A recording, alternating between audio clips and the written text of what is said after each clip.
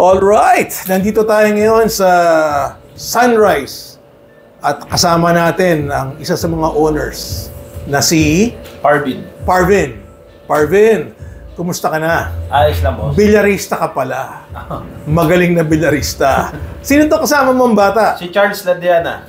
Charles Ladiana. Hello, Charles. Po. Sandali, Charles. Ikaw ba may halong Indian? Kasi yung mukha mo, parang Indiano eh. Ang magulang mo ba, parehong Pilipino? Opo. Talaga? Opo. Yung gusto kita, smiling face ka. Ilang taong ka na? 15 po. 15! May girlfriend ka na? Wala.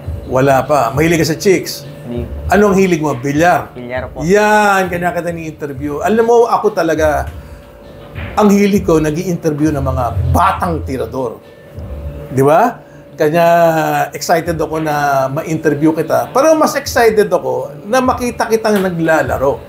Ngayon, ang tanong ko sa'yo, sa larong 9 balls, sa tingin mo, mga ilang racks ang kaya mong i-run out na walang mali? Ball in hand after the break, ha? Sa tingin ko po, sa 5 racks po, mga 3. 5 racks, 3. Kaya mong i-run out. Opo. Aba, maganda yan. Okay. Anong ginagamit mong tako ngayon? J Flowers po, JF 2021 po. Uy, hindi ko binibigay yan sa'yo, ha?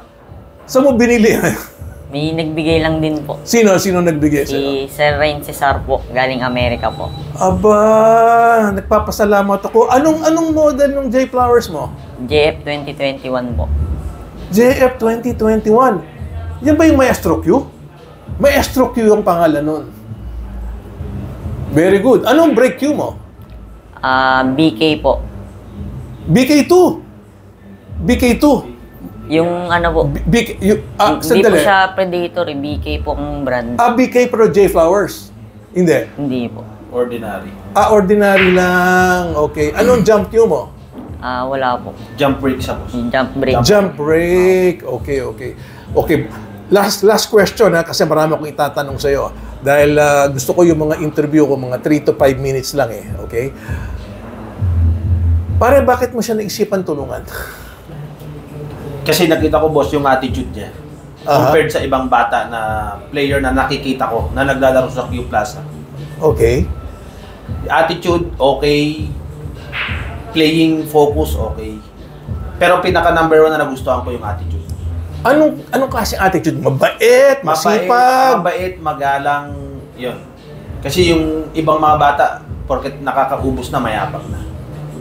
Dito hindi. Hindi ko naramdaman yung ganun na feeling compared sa ibang bata na naglalaro. Pag sumikat yan, yayabang din yan. Nasa sa kanya na yun. Diba? Siya. Hindi pa siya mayabang ngayon kasi hindi ko pa nga nababalitaan ng pangalan niya. Pero pag sikat yan, talagang yayabang na yan. Sana lang hindi. Kasi yun ang gusto ko. Kaya gusto ko siya matulungan.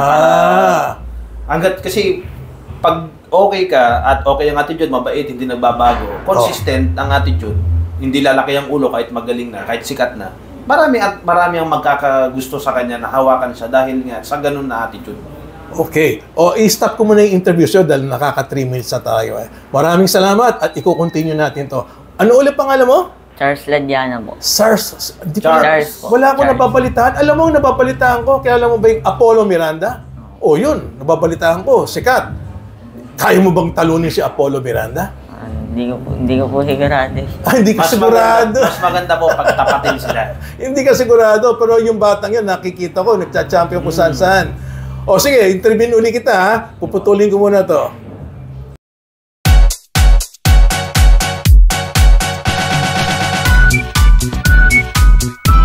Thank